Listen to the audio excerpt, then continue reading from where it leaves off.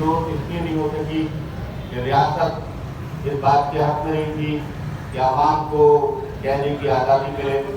इसलिए शुरू से ही डिक्लेरेशन पर पाबंदियाँ लगाई गई और मुख्तलिफ किस्म के तकरीबन 30 किस्म के क़वानीन नाफिज किए गए।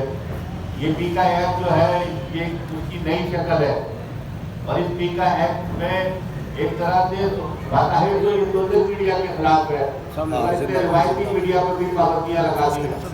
रोज ये कहते हैं कि रिवायती मीडिया के खिलाफ नहीं है, मगर हम सब चाहते हैं कि अब अखबार का मवाद वायरल होता है, अभी जब मैं मगर वायरल हुए उसके लाइक नहीं आते, उसकी आवाज़ नहीं होती। लाइव पे डालती दूसरे इलेक्ट्रॉनिक मीडिया का सारा मवाद जो वायरल होता है तो वहीं से उनकी आपत्ति होती है। तो ये मजबूरी तौर पर मीडिया इंडस्ट्री को सुकेड़ने की एक और नई कोशिश है। ये वैसी कोशिश है जो इमरान खान के दौर में हुई जब मीडिया डेवलपमेंट अथॉरिटी का कानून आया, या उससे पहले मियां नवाज शरीफ के दौर में पीका एक्ट आया। मगर सवाल ये है कि जदीद को आगे कैसे बढ़ाया जाए, उस ऐप रुख पे तवज्जो देने की जरूरत है। आप मुझसे ज्यादा इस बात से वाकिफ है कि हालात कार की सूरत हाल इंतहाई खराब है। हम लोग जो सर्वे करते हैं, कराची में सिर्फ 3 मेरा ख्याल है या 4 मीडिया हाउस है जब महीने के महीने तनख्वाह मिलती है। बाकी जगहों पर तनख्वाह मिलने की सूरत हाल खराब है, बेरोजगारी है, लोगों को निकाल दिया जाता है। तो जब तक हम अपनी तहरीक में साथियों के और वर्कर्स के हालात कार के मामले को शामिल नहीं करेंगे, उन्हें नहीं जोड़ेंगे, तो आम साहब हमारे साथ नहीं आएगा।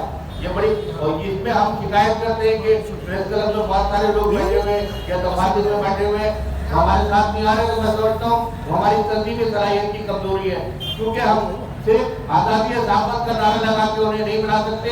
पीएफपीए की तारीख है जो उसने आज़ादी साहबत और हालत कार की जदोजहद को मिला के जदोजहद की है, और ये जब तक आप इन दोनों जदोजहद को नहीं मिलाएंगे अक्सरियत आपके साथ नहीं आएगी। तो जब साफिया आपके साथ आए तो सियासी कारकुनों को, मजदूरों को, किसानों को, तालिबानों को जमा करके जदोजहद की जा सकती है। तो सबसे पहले जरूरी है कि हम आज़ादी साहबत के साथ हालात कार का मामला में शामिल करें और इस पैगाम को मीडिया हाउसेस में पहुंचाएं, ताकि आम साफिया आपका हिस्सा बने, उनको बताएं कि ये जो पीका कानून है इसके तहत सोशल मीडिया पे पाबंदी लगेगी, इलेक्ट्रॉनिक मीडिया पे भी और अखबार पे भी। तो उसका सबसे बड़ा नुकसान जो है साफ जो मीडिया वर्कर्स को होगा, वो अपने रोजगार से महरूम हो जाएंगे।